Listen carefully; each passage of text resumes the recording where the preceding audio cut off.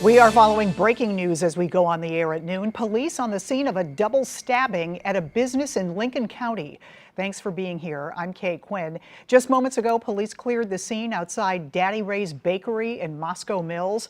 5 on your side's Justina Coronel is there live. What are police telling you, Justina? There was a ton of activity here when we arrived around 10 o'clock, and really that scene has wrapped up in the last 15 minutes. Tow trucks took away 2 cars from the parking lot, and the sheriff tells me that the stabbings actually happened on the parking lot behind me here.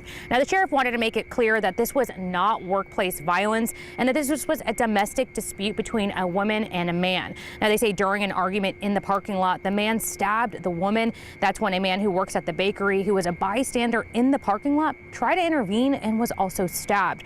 Now, when we arrived, there was a car crash in the parking lot, but police couldn't describe or say how this is all related to those stabbings. For now, the male suspect is in custody and the victims are being treated in area hospitals.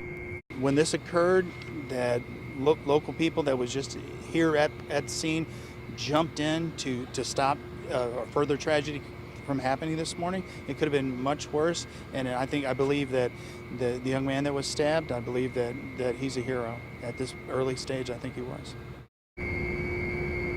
Now, an employee with the company said they have no comment, only to say that their employees are safe. Now, for now, this is still an investigation, and the sheriff tells me that he'll update us as soon as possible. Reporting in Lincoln County, Justina Coronel, 5 on your side. All right, thank you, Justina. We're also following a developing story in North St. Louis. We have a crew on the scene of a deadly shooting at 9th and Dock. That's near Interstate 70. Police say 1 man is dead. A 2nd man is in the hospital. A witness says they saw a man and woman arguing in the middle of the street. The man pulled out a gun and started firing at a nearby car. The woman then pulled a man's body from the vehicle, put it in the street, and drove away. We'll have more details on this story as we get them. Also developing in Iron County, Missouri, Sheriff Jeffrey Burkett has resigned. This comes 3 months after his arrest. Prosecutors charged him in November in connection with an alleged kidnapping scheme. Burkett had been scheduled to appear at an impeachment trial today. That will no longer happen. Police in Baldwin searching for more information after finding 2 bodies. Officers made the discovery yesterday afternoon in a home on Sunny Slope Drive. We're told the mailman called police when he noticed the mailbox was full. Police say given the condition of the bodies, their cause of death was not immediately apparent. Investigators are still waiting for more information from the autopsy. The names of the victims have not been released. Former Missouri Senator Jean Carnahan has died at the age of 90. She's the widow of Missouri's 51st governor, Mel Carnahan. She became the first woman to represent Missouri in the U.S. Senate.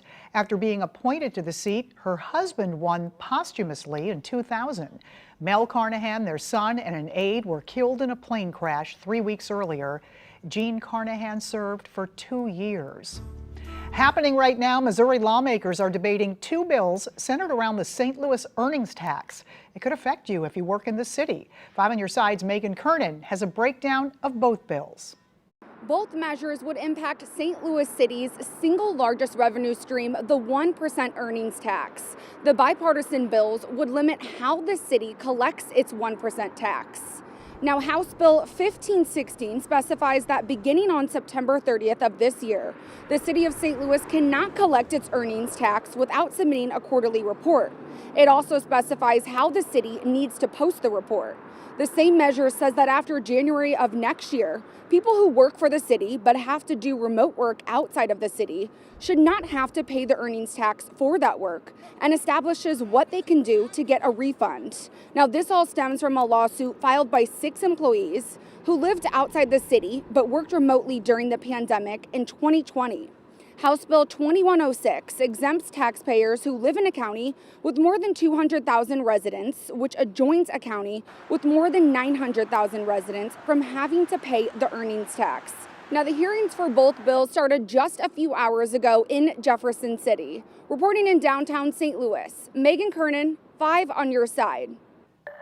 Chesterfield Mall will officially close August 31st. According to our partners at the St. Louis Business Journal, the owners of the mall made the announcement yesterday. Demolition could begin as early as this fall. It's part of a $2 billion redevelopment project. As of now, Dillard's has filed a lawsuit trying to stop the project from happening. just need to know about my Cheesecake Factory. That's important out there. What's going to happen to that? All right, beautiful sunny conditions outside. Finally, a little bit of sunshine, and temperatures aren't too bad, though it is pushing quite a wind chill out there. It is 48. It does feel like 45 with that wind against you. Some other areas earlier this morning, it was in the 40s, but it felt like the upper 30s. Winds are out of the west at just about 7 miles per hour. Now, through the rest of our day, pretty good. You know, we really can't complain about temperatures like this at the end of January here.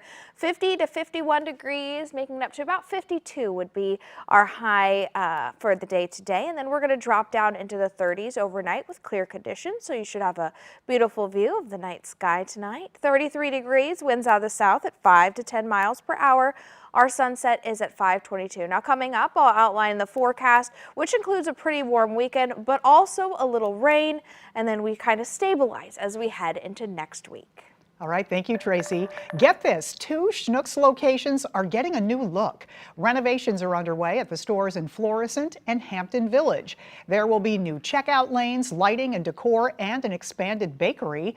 You can continue to use Schnucks delivery and curbside pickup as those stores are being remodeled. The upgrades are expected to be done by late fall. St. Louis County is moving forward on its plan to add more electric vehicles. It's using a $735,000 grant from the U.S. Energy Department to add to its current fleet. County Executive Sam Page says the money will be used to install 41 charging ports at all county facilities and purchase 4 to 5 EVs. The county currently has EVs, 3 of them, and 37 hybrids.